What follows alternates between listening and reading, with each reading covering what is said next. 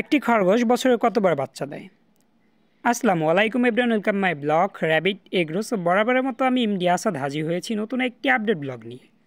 গত কয়েকদিন আগে আমার চ্যানেলে একটি কমেন্ট আসে যে একটি খরগোশের খামার যদি আমরা গড়তে চাই সেখান থেকে বছরে কত টাকা লাভ বা সেখান থেকে আমরা কীরকম লাভ করতে পারি এ বিষয়ের উপর একটি ভিডিও দিবেন।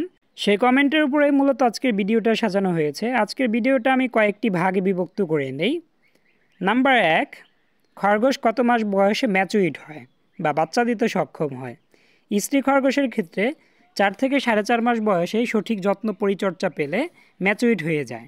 আর এক্ষেত্রে পুরুষ খরগোশের ক্ষেত্রে সময়টা একটু বেশি লাগে। সাধারণত 5 থেকে 5.5 মাসের মতো সময় লাগে একটি পুরুষ খরগোশ ম্যাচুইড হতে।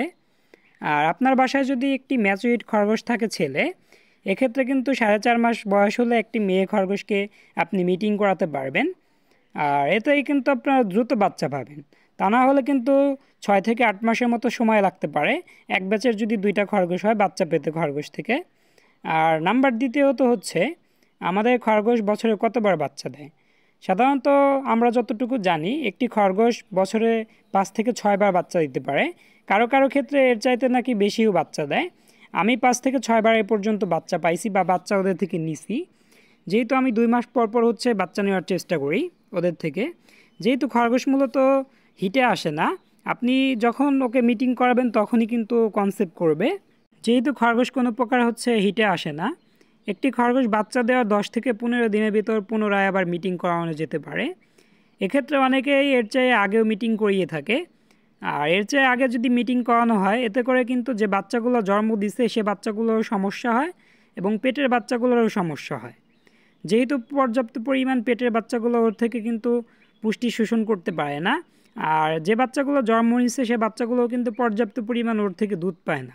যেহেতু দুর্বল হয়ে পড়ে, পেটের ভিতরে বাচ্চাগুলো ওর থেকে পুষ্টি নিয়ে যায় এবং বাহিরের বাচ্চাগুলোও কিন্তু পুষ্টি শোষণ করে দুধ খেয়ে ফেলে।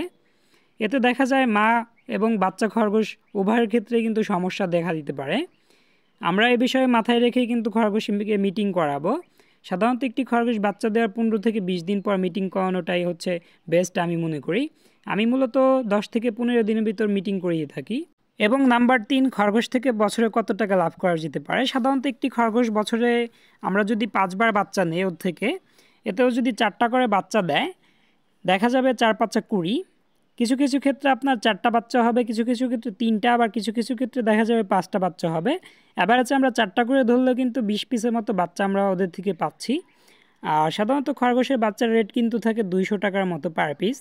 আমাদের এইদিকে হচ্ছে 250 থেকে 300 টাকার মতো থাকলেও আমি 200 টাকাটাই ধরে নিচ্ছি। সবসময় হচ্ছে লাভটা একটু কম হিসাব দেওয়াটাই ভালো, কেননা যদি আপনি শুরু করেন খরগোশ লালন পালন, এক্ষেত্রে কিন্তু আমাকে কোনো প্রকার দোষারোপ করতে পারবেন না যে ওনার কথা শুনে আমি এটা করলাম ওনার হিসেবে মিলল না। আমি সবসময় একটু কম হিসেব দেওয়ারই চেষ্টা করি।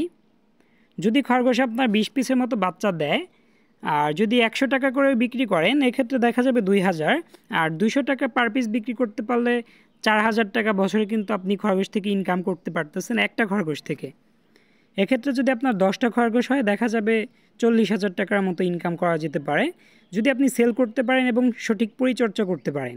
আমার র্যাবিট পরিবারে যতগুলো অ্যানিমেল আছে সবচেয়ে কম খরচ হচ্ছে খরগোশে। যেহেতু খরগোশের ঘাসটা হচ্ছে আমার কিনে আনতে হয় না, কোয়েল 2 টাকা খেলেও কিন্তু ওকে কিনে এনে খাওয়াতে হয়। এখন অনেকের মনে প্রশ্ন জাগতে পারে আমি করছি না কেন। আমার প্রত্যেকটা অ্যানিমেল হচ্ছে আমার শখের, যে কারণে হচ্ছে বাণিজ্যিক আকারে শুরু করা হয় না। আর যতটুকু এখান থেকে ইনকাম করি আলহামদুলিল্লাহ আমার হাত খরচটা হয়ে যায়।